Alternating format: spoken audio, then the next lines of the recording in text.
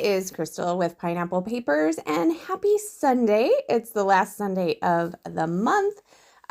So it is the 29th of September. So the Scraptember prompt to go with today's sketch is black and white. So you can definitely see there's a bunch of black and white things on my desk. So our sketch today is amazing. I love it. This was created by our very own Sharon. It's got 3 photos, some torn paper, some twine. It's very pretty. So I am going to start with the torn paper. So I am going to start with a white background, and then I grabbed some black cardstock, and that's going to be my first torn piece. And then it looks like at the bottom there's a couple of additional layered torn pieces underneath. So I have this very small strip of black and white check paper left from my Color Rush Studio kit for this month.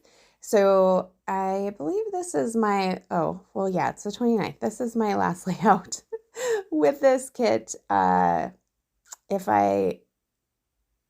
So I'll have a layout share tomorrow for all of my Color Rush Studio pages that I made with this month's kit.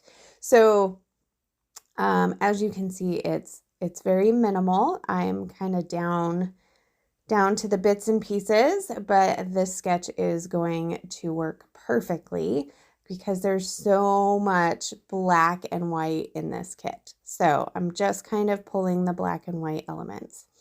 So I added the strip of check paper, and then I added some of that star tissue paper from yesterday that I made that background with. And so that is going to do it kind of for that main layered block. Now I have 3 photos, but I can't cut them down quite as small as I need to. And honestly, I think that I tore my black paper too short.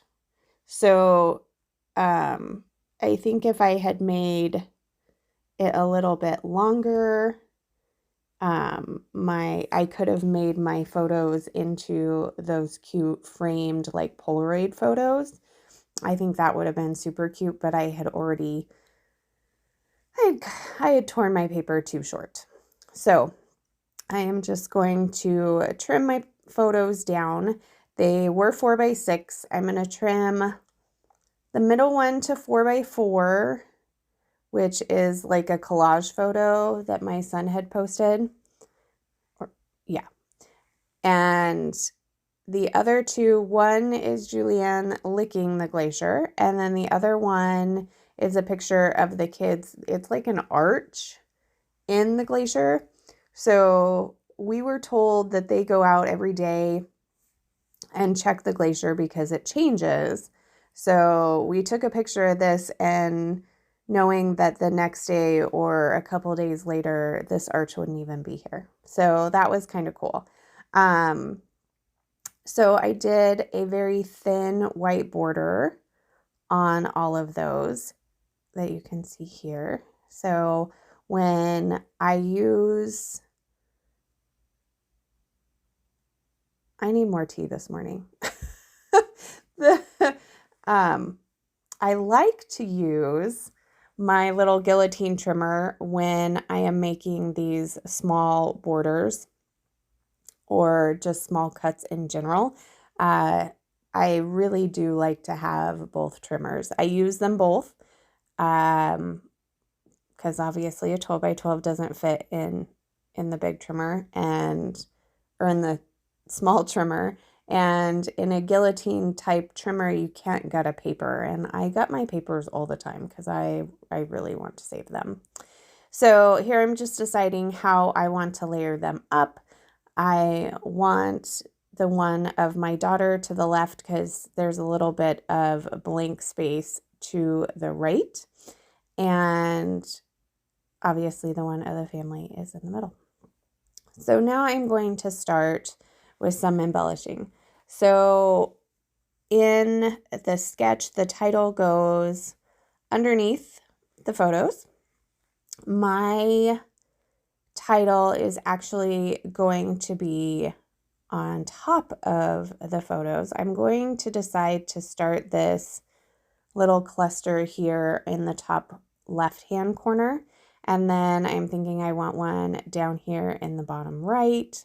So on the middle photo, it says the name of the glacier, and I'm not going to attempt it because I don't want to mess it up.